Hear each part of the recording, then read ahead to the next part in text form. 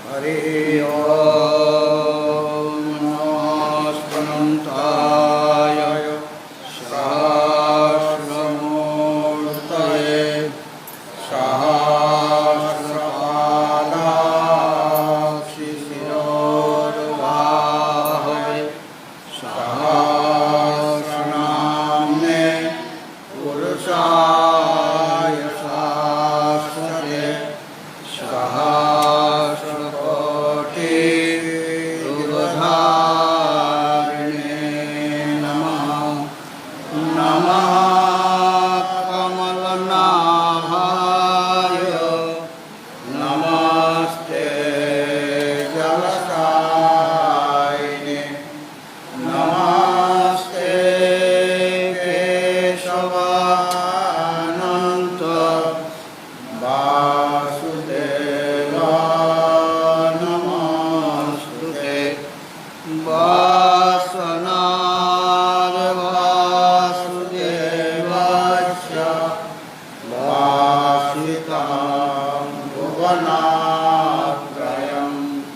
सर्वभूतनिवासोऽसि वासुदेव नमस्ते शङ्करं शङ्कराचार्यं केशवं बादरायणं सूत्रभाष्यकृतो वन्दे भगवन्तो पुनः पुनः ईश्वरो गुरुरात्मेति मूर्तिभेदविभागिने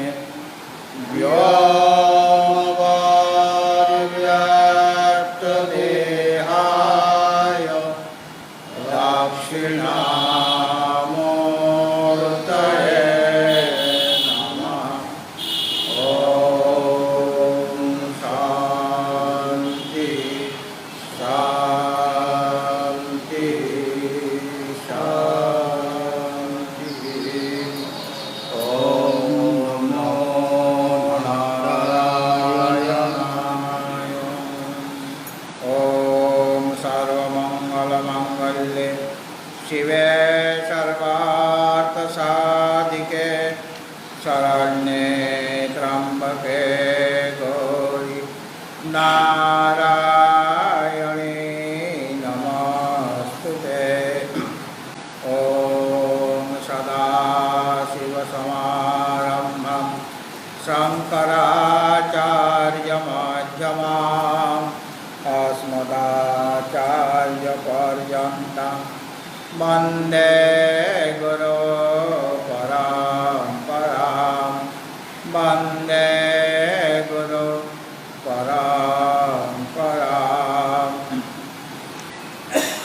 भगवद्भक्तजन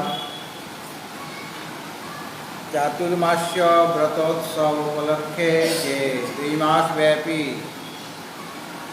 गीता पाठ ও প্রবচনের আয়োজন করা হয়েছে, আজও তা শুরু করা হচ্ছে। আমরা প্রথমে একাদশ অধ্যায় বিশ্বরূপ দর্শন যোগ 51 থেকে এই অধ্যায়ের সমাপ্তি পর্যন্ত সমবেতভাবে পাঠ করব। ওম নমো ভগবতে বাসুদেবায়। ওম নমো ভগবতে বাসুদেবায়। অথ শ্রীমদ্ ভগবদ্গীতা প্রারভ্যতে। শ্রীমদ্ ভগবদ্গীতা প্রারভ্যতে। একাদশোऽধ্যায়ः। एकादशोऽध्यायः। विश्वरूपदर्शनयोगः।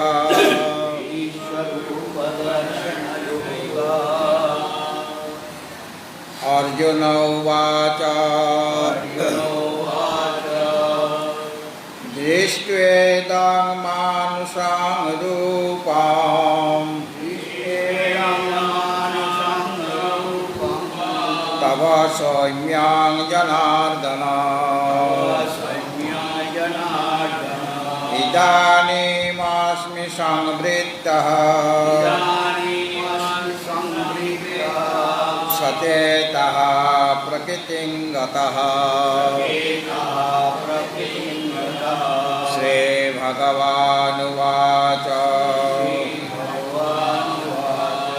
सुदुर्दर्शमिदं रूपम् दृष्टवानसि मम देवा अप्यास्य रूपस्य नित्यं दर्शनकाङ्क्षिणः नाहं वेदैर्न तपसा न दानेन न चेज्जया सत्य एवं विदो द्रष्टो दृष्टवानसि मां यथा भक्त्या तनन्यया सत्य अहमेवं विदोऽर्जुन ज्ञातुं द्रष्टुं च तत्त्वेन प्रवेष्टुं च परन्तप मत्कर्म कृन् मत्परमो मद्भक्तः सङ्गवर्जितः निर्वैरः सर्वभूतेषु यश मामेति पाण्डव मत्कर्म कृन् मत्परमो मद्भक्तः सङ्गवर्जितः निर्वैरः सर्वभूतेषु यश मामेति पाण्डव इति श्रीमहाभारते शतसहस्रां संहितायां वैयासिक्यां भीष्मपर्वणि श्रीमद्भगवद्गीतासूपनिषत्सु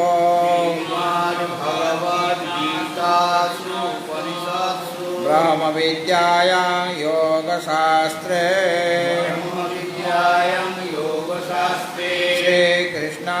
श्रीकृष्णार्जुनसंवादे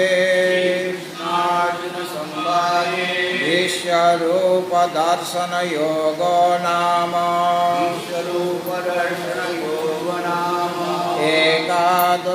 एकादशोऽध्यायः। ॐ श्रीकृष्णार्पणमस्तु।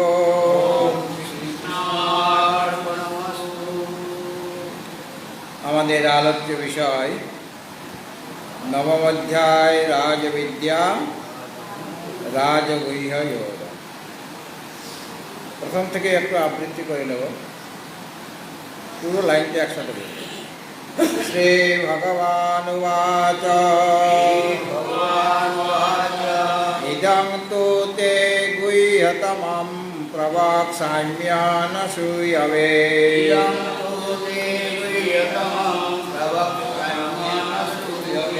জ্ঞানং বিজ্ঞান সহিতং যজ্ঞাত্বা মোক্ষসে শুভাং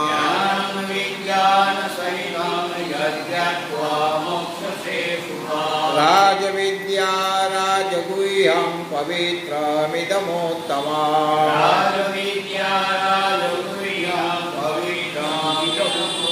प्रत्यक्षावगमं धर्म्यां सुसुखां कर्तुमाप्यया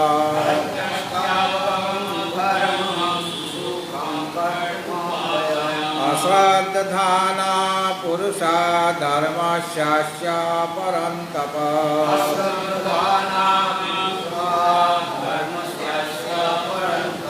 अप्राप्य मां निवर्तन्ते मृत्यु संसारवर्त्मनि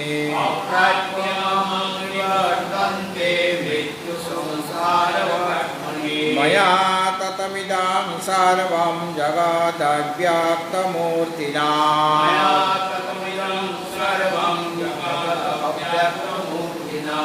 मत्स्थानि सर्वभूतानि न चाहं तेष्वस्थितः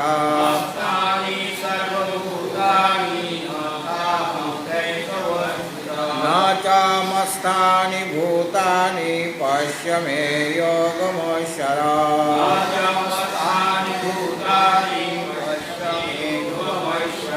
भूतभिन्न च भूतस्थो ममात्मा भूतभावना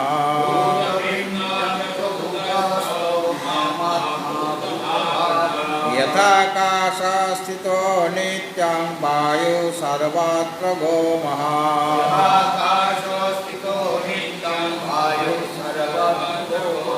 तथा सर्वाणि भूतानि मत्स्थानीत्युपधारय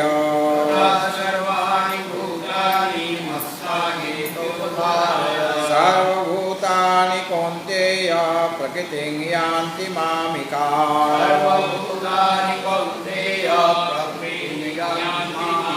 कल्पाक्षये पुनस्तानि कल्पादो विसृजाम्यहम्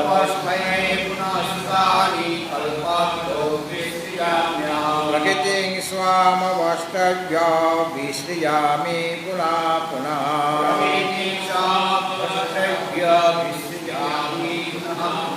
भूतग्राममिमं कृत्स्नाम् अवसां प्रकृतेर्वशाम्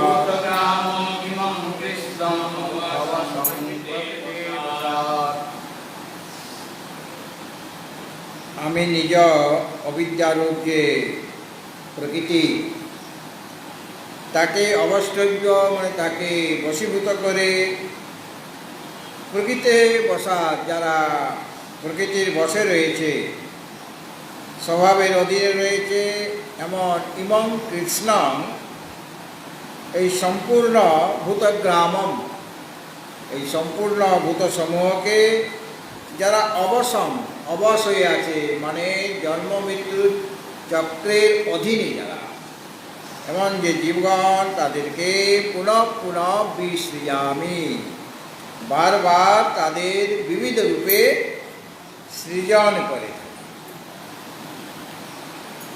এখানে প্রশ্ন জেগেছিল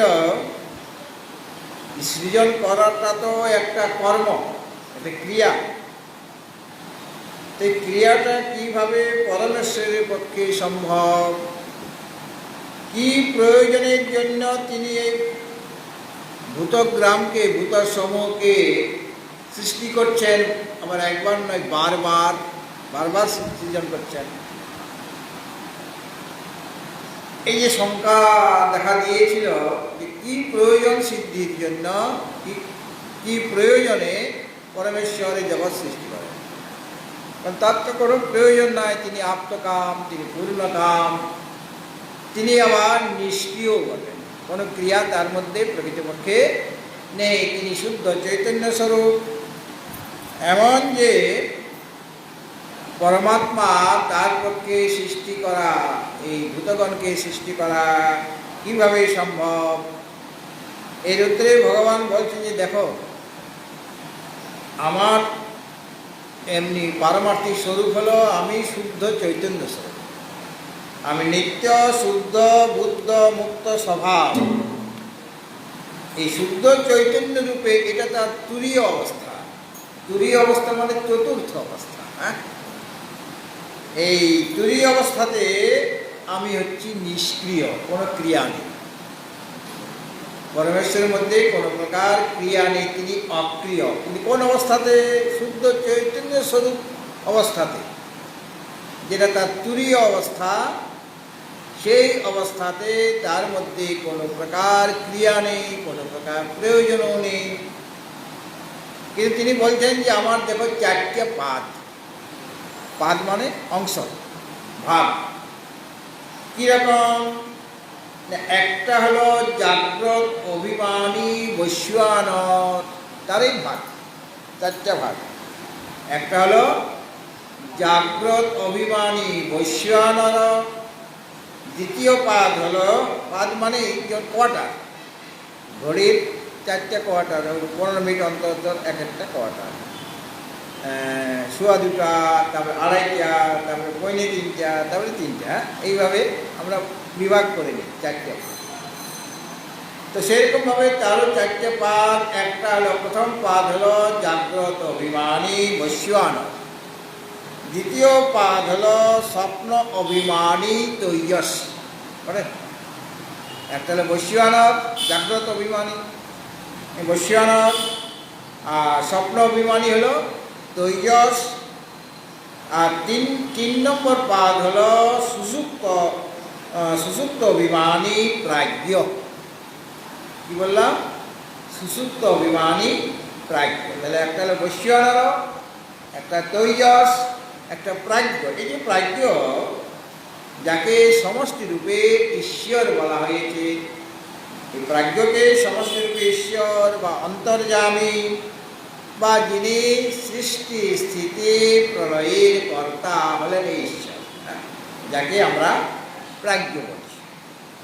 তো 3 নম্বর পাদ হয়ে গেল প্রাজ্ঞ, যাকে আমরা, এটা 3 নম্বর পাদ। তৃতীয় পাদ, যাকে আমরা ঈশ্বর বলছি সমষ্টি রূপে, বা অন্তর্যামী বলছি, অথবা যিনি সৃষ্টি, স্থিতি, প্রলয়ের কর্তা। আর 4 নম্বর পাদ হলো ওই শুদ্ধ চৈতন্য স্বরূপ। ওটা হলো তুরীয় অবস্থা। সর্ব অভিমান রয়েছে, ওখানে তো অভিমান আছে, ওই তিনটাতে অভিমান আছে। একটা হলো জাগ্রত, অভিমানী, বৈশ্বানর, তাহলে অভিমান আছে। আরেকটাতে স্বপ্ন, অভিমানী, তৈজস। তৃতীয় পাদে সুষুপ্ত, অভিমানী, প্রাজ্ঞ। আরেকটা পাদ যেটা এই যে 3-এর দৃষ্টিতে, ওটা চতুর্থ। প্রথম পাদ বৈশ্বানর, দ্বিতীয় পাদ তৈজস, তৃতীয় পাদ প্রাজ্ঞ। তিনটা দৃষ্টিতে পরের যেটা বলা, ওটা হলো 4 নম্বর। ওই চতুর্থ পাদ হলো, ওটা হলো তুরীয় অবস্থা। চতুর্থকে তুরীয় বলা হয়, তুরীয় মানে চতুর্থ। তো যেটা তুরীয় অবস্থা, সেটার মধ্যে কোনো প্রকার সর্ব অভিমান রহিত। তিনটাতে অভিমান ছিল, কিন্তু এখানে তুরীয় অবস্থাতে কোনো প্রকার অভিমান নেই। যেটা আমার অখণ্ড স্বরূপ, মানে পূর্ণ, যেটা অদ্বিতীয় এবং সর্বপ্রপঞ্চ রহিত, ওই অবস্থাতে কোনো প্রপঞ্চ নাই। যেটা শুদ্ধ সত্তা, সেখানে কোনো প্রপঞ্চ নাই।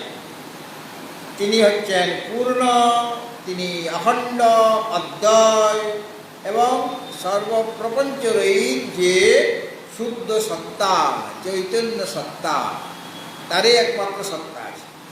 আর বাকিদের যে সত্তা, ওটা তো বাধিত হয়ে যায়।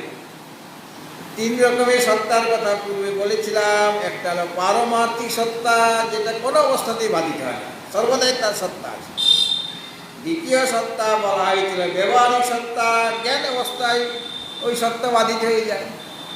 আরেকটা সত্তা হলো প্রাতিভাসিক সত্তা, যেমন স্বপ্নদৃশ্য পদার্থ বা মরুভূমির মরীচিকা, জলটা দেখা যাচ্ছে, এটা ঘুম ভেঙে গেলেই আর ওটা বাধিত হয়ে গেল। ওই সত্তাটা স্বপ্নদৃশ্য যে পদার্থগুলির যে সত্তা আছে বলে মনে হচ্ছিল, ওটা প্রাতিভাসিক সত্তা। কেননা নিদ্রা টুটে গেলেই, নিদ্রা ভঙ্গ হয়ে গেলেই সেই সত্তা থাকে। এই দিন আত্মজ্ঞানের প্রয়োজন আছে।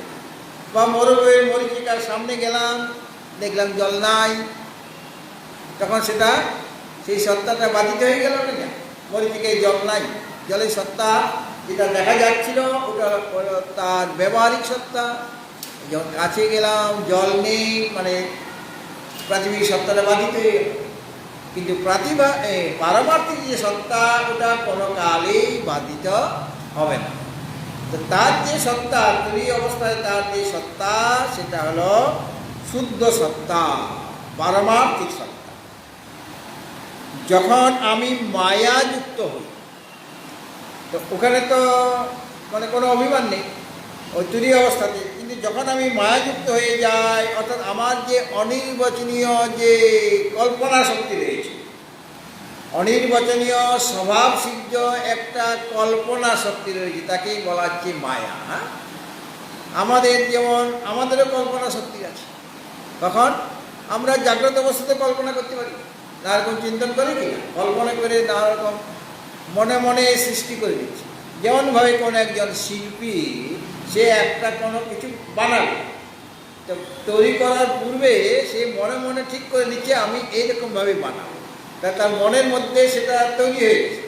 এবং সেটাই বহিঃপ্রকাশ হচ্ছে কোনো পর্দাতে বা মাটি দিয়ে যারা মূর্তি বানাবে, তো আগের থেকেই যে প্রতিমা শিল্পী সে ঠিক করে নিয়েছে আমি এরকমভাবে বানাবো, সেটা তার মনের মধ্যে রচিত হয়ে গিয়েছে, সেটাকে তিনি বাইরে রূপটা দিচ্ছেন। স্বপ্ন অবস্থাতেও কল্পনা করে তো আমি কাল্পনিক দৃশ্য পদার্থ দেখতে পাচ্ছি।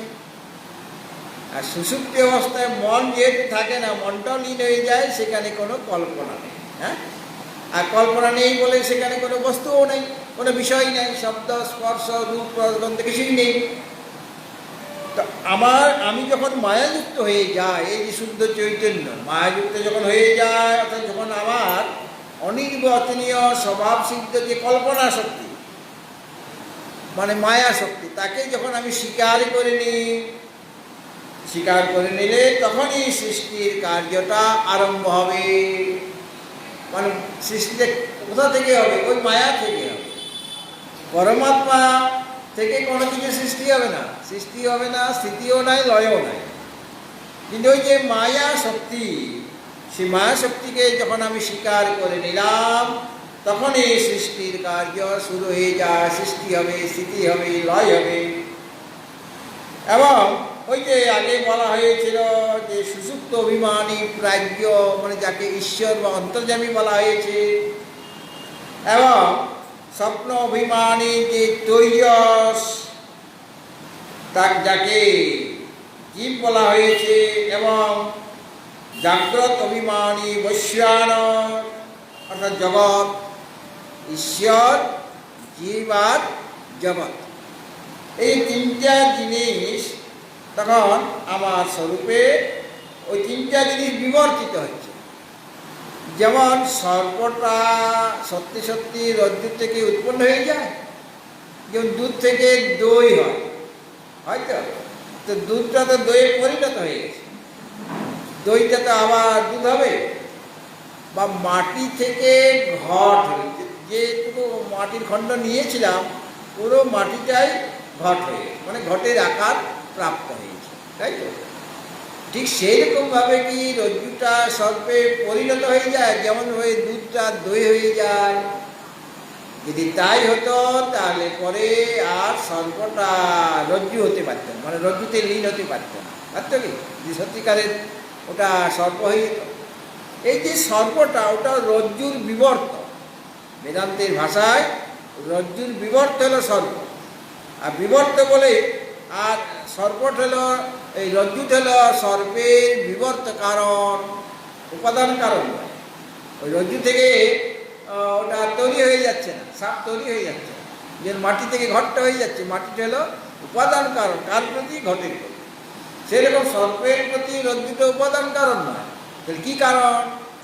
ওটাকে বলা হচ্ছে বিবর্ত কারণ। হ্যাঁ, রজ্জুটা সাপে পরিণত হয়ে যায় প্রকৃতপক্ষে, ভ্রমবশত অজ্ঞানতাবশত আমি সেখানে সর্প দেখছি মাত্র। হ্যাঁ, কিন্তু আসলে সাপ কি হয়ে গেছে? সেটা হয়নি। এই জন্য রজ্জুটাকে বলা হবে সর্পের বিবর্ত কারণ, আর সর্পকে বলা হবে রজ্জুর বিবর্ত। রজ্জুটা সর্পরূপে বিবর্তিত হয়েছে।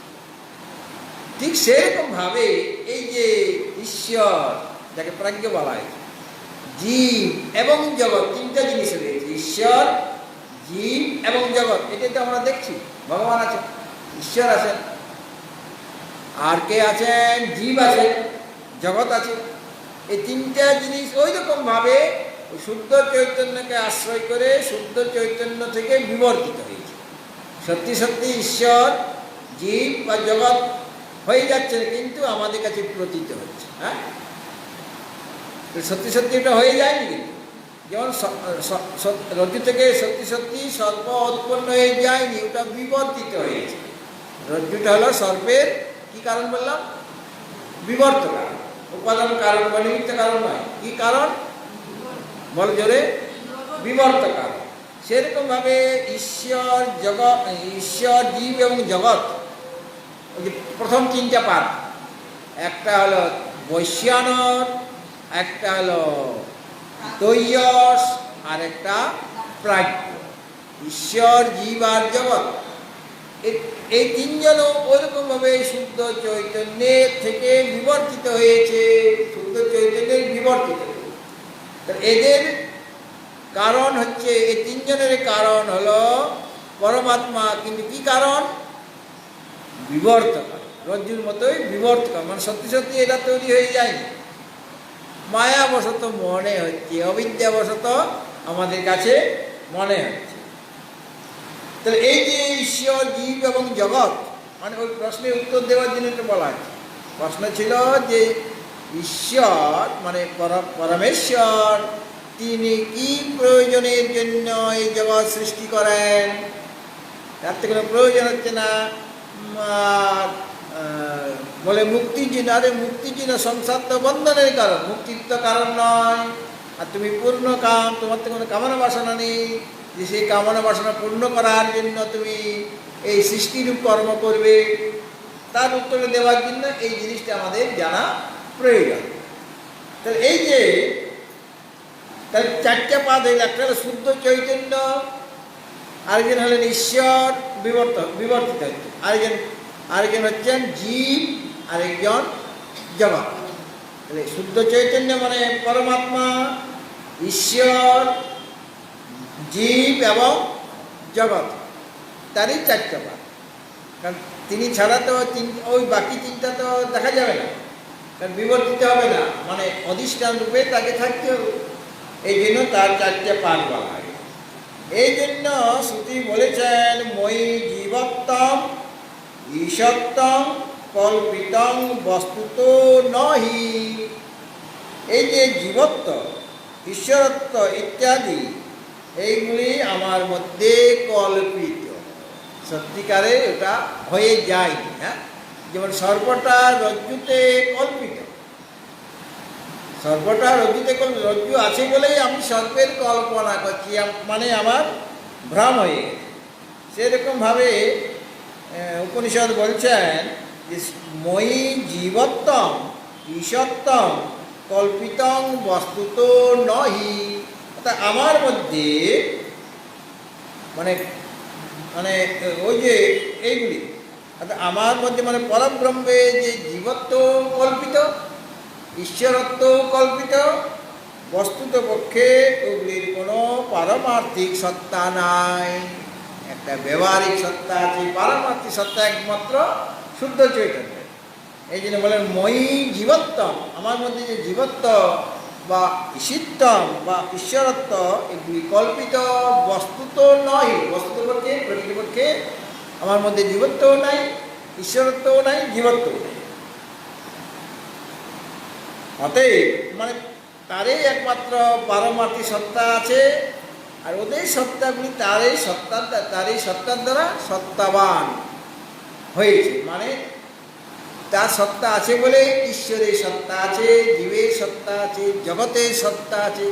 সেইগুলিকে সত্য বলে মনে হচ্ছেন না? জগতের প্রতিটি পদার্থকে বর্তমানে অজ্ঞান অবস্থায় সত্য বলে মনে হয় কিনা? সেরকম আমাদের কাছে ঈশ্বর আছেন, এবং আমি নিজেকে জীব ভাবছি, এখনও তো আমি জীব আছি তো। এবং আমার যে নানা রকম মান অপমান, লাভ ক্ষতি, জয় পরাজয়, ক্ষুধা পিপাসা, এগুলো বোধ হচ্ছে কিনা? সেই বোধ হচ্ছে। আমাকে খেতেও হচ্ছে, করতেও হচ্ছে, থাকতে হচ্ছে। আমার মনকে প্রশ্ন করার জন্য নানা রকমভাবে আমাদের এনজয় করতে হবে। ঘরে বসে থাকতে হবে, মাঝে মাঝে একটু বাজারে গেলাম, একটু ওই আত্মীয়ের বাড়িতে গেলাম।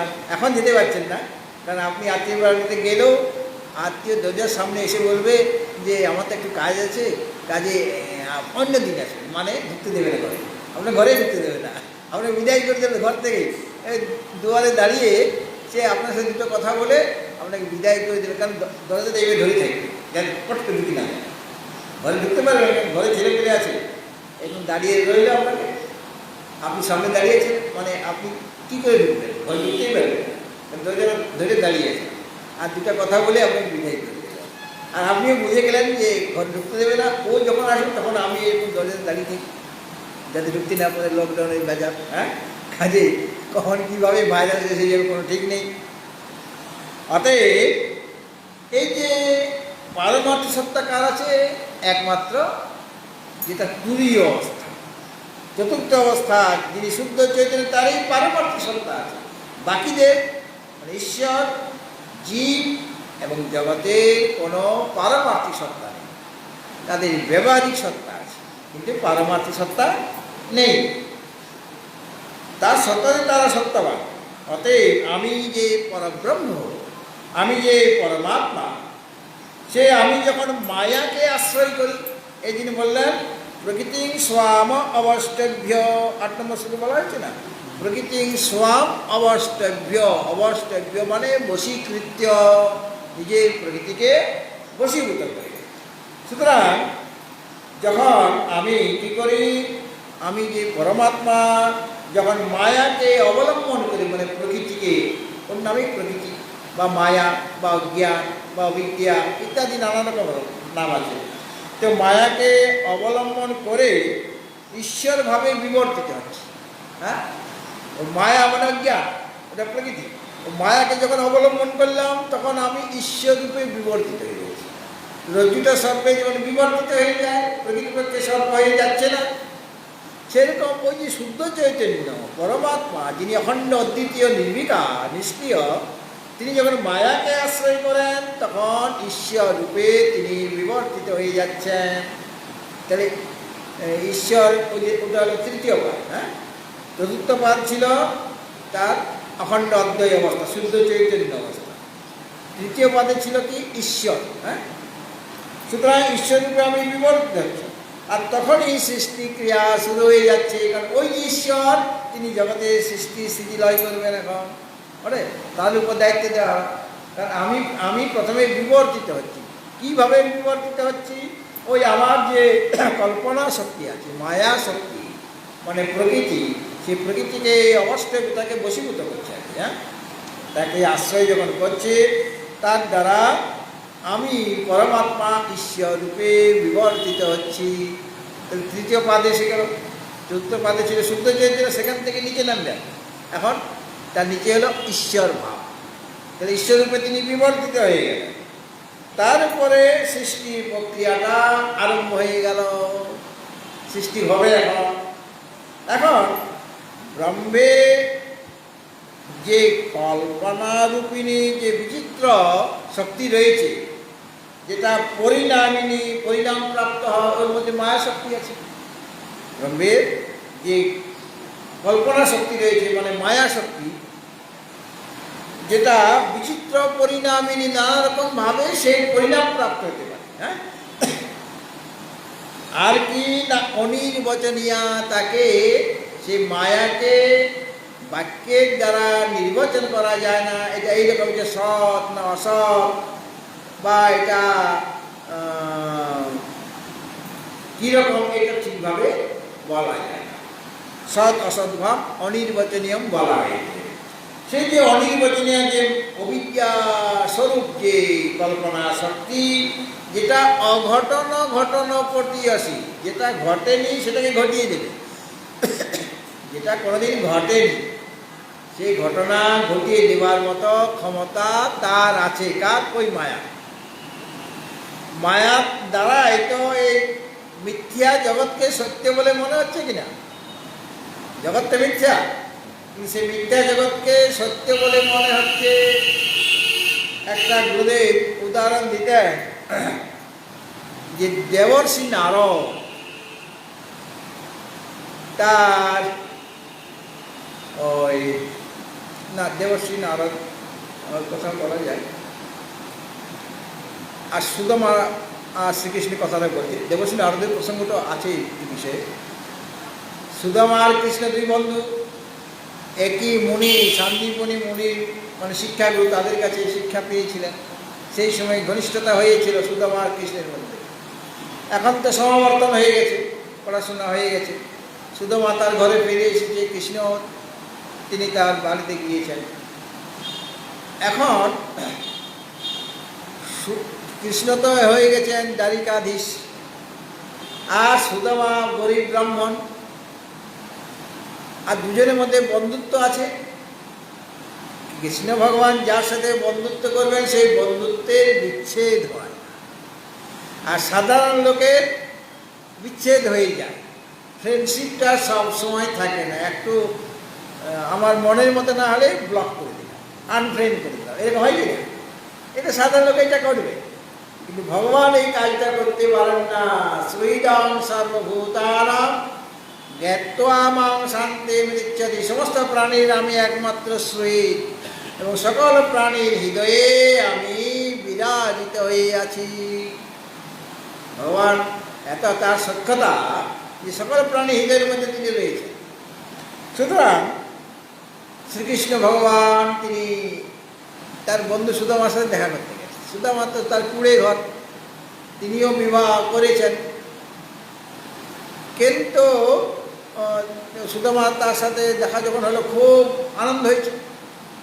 ভগবানকে মানে তার বন্ধুকে নিয়ে কী করবে কিছুই বুঝতে পারছে না, নানা রকমভাবে গল্প টল্প করছে, মানে শিক্ষা জীবনের, বিদ্যালয় জীবনের বা গুরুকুল জীবনের যে ঘটনাগুলি নিয়ে আলোচনা হচ্ছে দুজনের মধ্যে।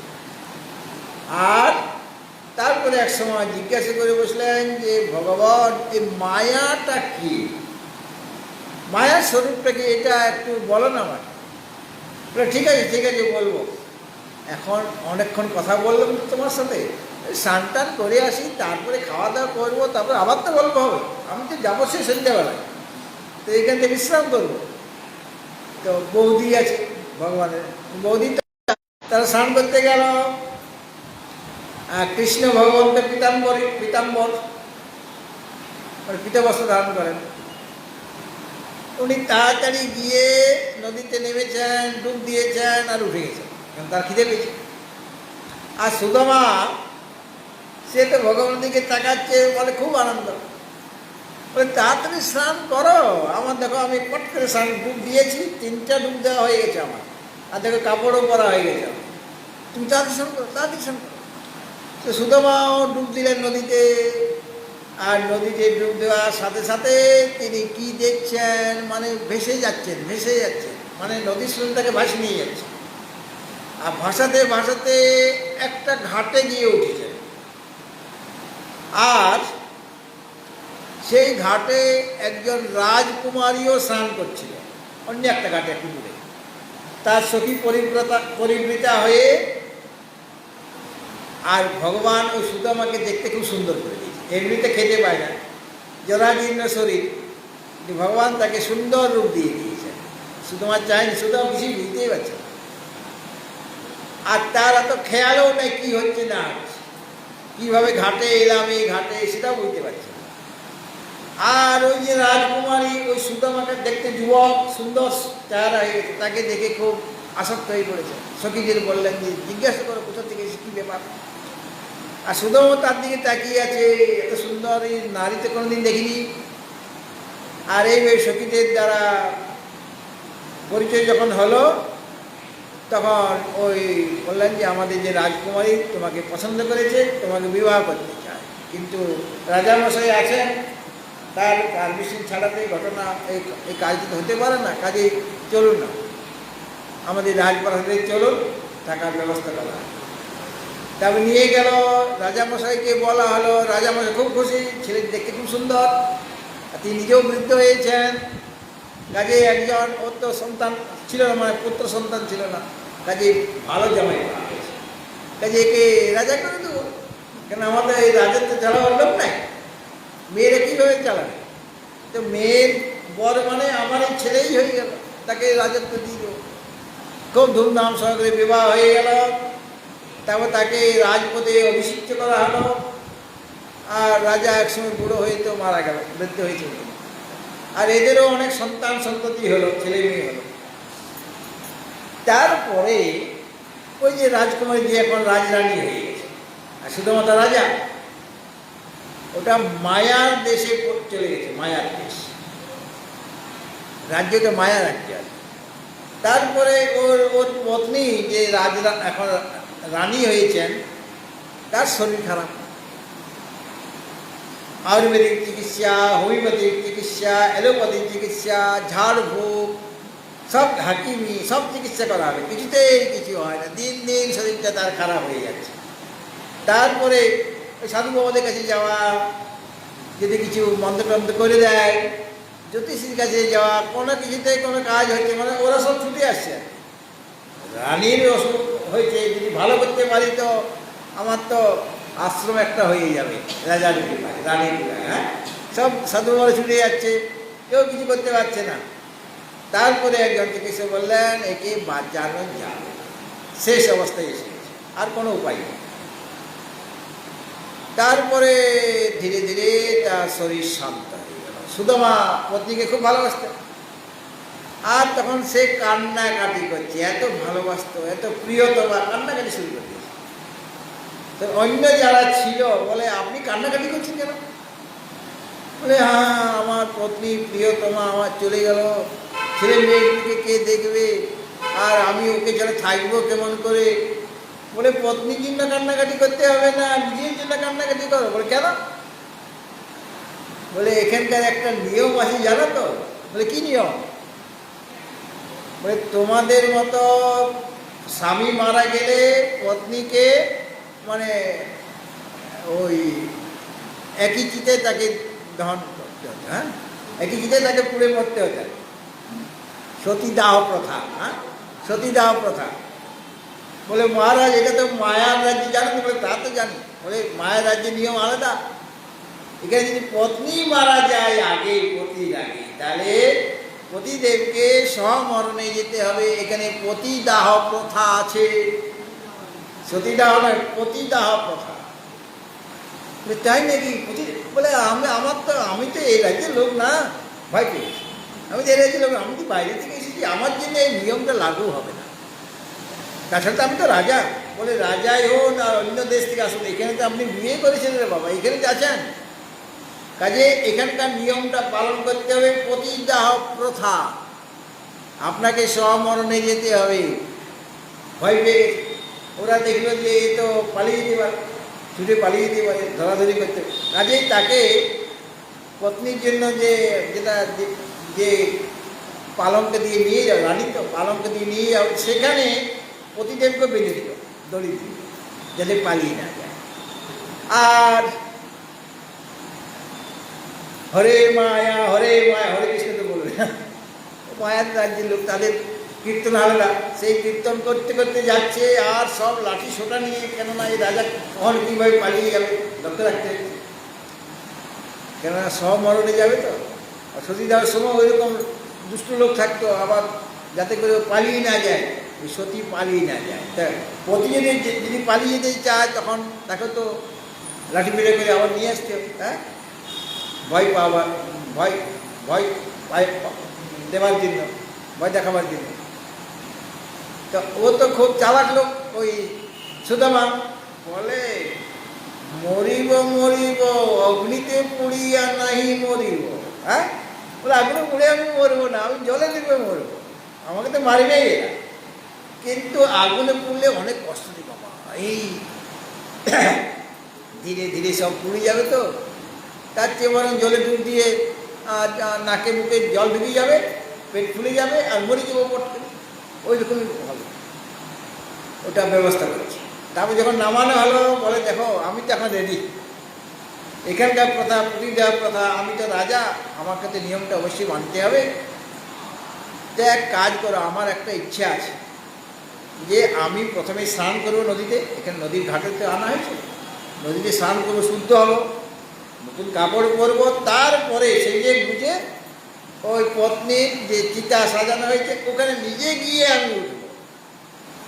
মানে অনেক পত্নী ওই রকম করে না আর কি, ভারতবর্ষে এরকম হয়তো, কিন্তু অনেকে বেশিরভাগ ক্ষেত্রে জোর করে ওখানে ফেলে দেওয়া হয়, তাই তো, যেটা এই প্রথাটাকে দূর করার জন্য রাজা রামমোহন রায়, ঈশ্বরচন্দ্র বিদ্যাসাগর এরা অনেক কিছু করেছেন। এখন সেই প্রথা আর নাই। যাই হোক, বলে আমি পতিত প্রথা মানব ঠিকই, কিন্তু তার আগে স্নান টান করবো, পরিষ্কার জামা কাপড় পরাবে, আমি গায়ে চন্দন মাখবো, অলঙ্কার করবো, তারপরে হেঁটে হেঁটে পত্নীর চিতাতে আমি প্রবেশ করবো। বলে বাহ বাহ বাহ বাহ, সুন্দর সুন্দর, ঠিক আছে ঠিক আছে, স্নান করবো। কিন্তু লাঠি সোটা নিয়ে আমার বসে আছে, দাঁড়িয়েছে পালন করা, যদি পালিয়ে যায়। হ্যাঁ, তারপরে ডুব দিয়েছে আবার, আর ডুব দিয়ে ভাবছে একটি আগুনে পুরাই ভালো ছিল রে বাবা, এই যে শ্বাস দিতে পারছি না, আরে কি কষ্ট, মুখে জল ঢুকে যাচ্ছে, নাকে জল ঢুকে যাচ্ছে, কানে, আমার তো এমনিতে কানে জল ঢুকে যায়, আমি কানে আঙুল দিয়ে স্নান করি, আর এখানে আঙুল দিলেও কানে জল ঢুকে যাচ্ছে, নাকে জল ঢুকে যাচ্ছে, মুখে জল ঢুকে যাচ্ছে, চোখটা ভুলে যাচ্ছে, আর শ্বাসকষ্ট আর পাচ্ছি না বাবা। ধীরে ধীরে ভয়ে ভয়ে, কারণ সেটা দেখেছি লাঠি সোটা নিয়ে নদীর পাড়ে দাঁড়িয়েছে পালারুনি ডান্ডা নিয়ে, ওরা উঠলেই তো আমাকে মারবে। ধীরে ধীরে কোনোরকমভাবে চোখ আর নাকটা শ্বাস নেবার বাদ করেছে, আর এমনি তাকাচ্ছি। আর তখন ভগবান বলে যে এই যে উঠো উঠো উঠো উঠো উঠো, বলে উঠবো, ওই পালারুনি কোথায়, ডান্ডা নিয়ে দাঁড়িয়ে বলে পালোয়ার, আরে স্নান করার জন্য আমি আর তুমি এসেছিলে, এখানে পালান কোথায় পাবে, এখানে ডান্ডা কোথায় পাবে, তাড়াতাড়ি উঠো তাড়াতাড়ি উঠো। ভয়ে কাঁপতে কাঁপতে সে উঠেছে, আর তার জামা কাপড় ওখানে গামছা পরে স্নান করছিল, আর এর মধ্যে ছেলে মেয়ে হয়ে গেল, বিয়ে হয়ে গেল, সব কিছু হয়ে গেল। তার বউ মারা গেল, তাকে পোড়াবার জন্য মানে পতিদাহ প্রথার জন্য চিতাতে প্রবেশ করানো হবে, এত এত কাণ্ড ঘটে গেল।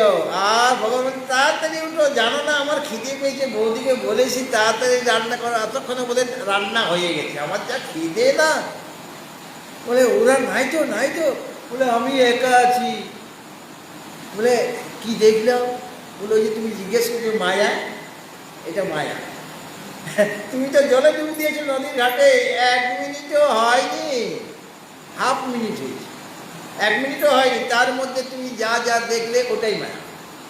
বলে কোনো ঘটনাই ঘটেনি, অঘটন, অঘটন ঘটন পটিয়সী মায়া। মায়া তাকেই বলা যেটা অঘটনকে ঘটিয়ে দেবে, সেটাই হলো মায়া। সে মায়া তুমি দেখবে। ভগবানও তিনি মায়াকে অবলম্বন করে যখন ঈশ্বররূপে বিবর্তিত হচ্ছেন, তখনই সৃষ্টি কার্য শুরু হয়ে যায়।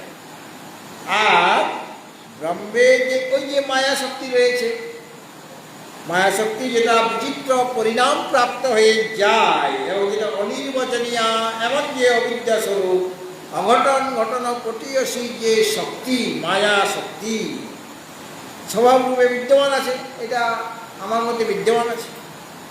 সেই প্রকৃতি বা মায়া নামে যেটা প্রসিদ্ধ, ওটাকে প্রকৃতি বলা হচ্ছে, ওকে মায়া বলা হচ্ছে, বা অবিদ্যা বলা হচ্ছে, বা অজ্ঞান বলা হচ্ছে। অতএব ওই যে প্রকৃতি বা মায়া নামে যেটা শাস্ত্রে প্রসিদ্ধ আছে, ওই মায়াকে আমি আশ্রয় করি। স্বাম প্রকৃতি অবস্তব্য, সে প্রকৃতিকে বশীভূত করে। অতএব না তো পরব্রহ্ম কোনো প্রয়োজন সিদ্ধিটা হচ্ছে না, ওই মায়াকে আমি অবলম্বন করছি। ওই মায়া থেকে আর আমার ওই মায়া বশতই আমি প্রথমে ঈশ্বর রূপে বিবর্তিত হয়ে যাচ্ছি। সেই ঈশ্বর এখন সৃষ্টি ইত্যাদি কার্য করবেন। অতএব আমার কোনো প্রয়োজন নেই এখানে, আর আমি শুদ্ধ চৈতন্য রূপে কোনো সৃষ্টি আদি কার্য করছি না। এই জন্য গীতাতে ভগবান বলেছেন, চাতুর্বর্ণং ময়া সৃষ্টম গুণকর্ম বিভাগ তস্য কর্তারমপি মাং বিদ্ধি।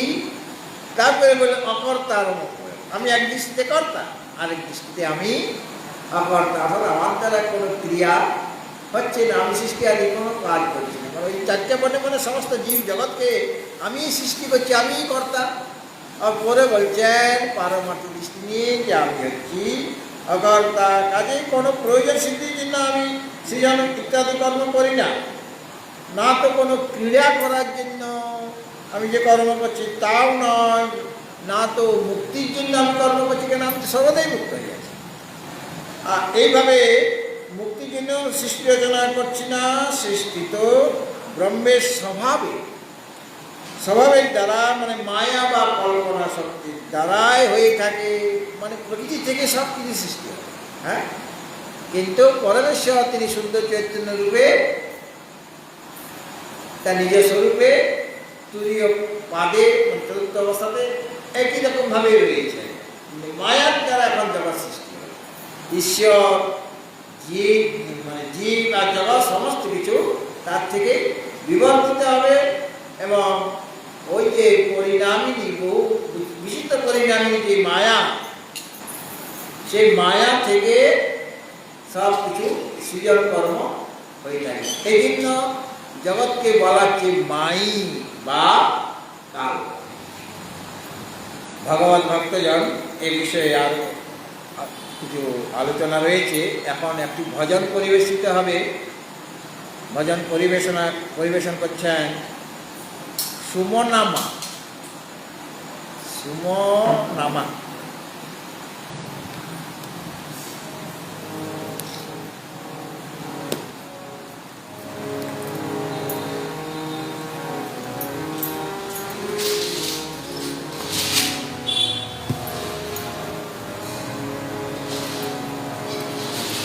আমি একটু বাবার গান গাইছি।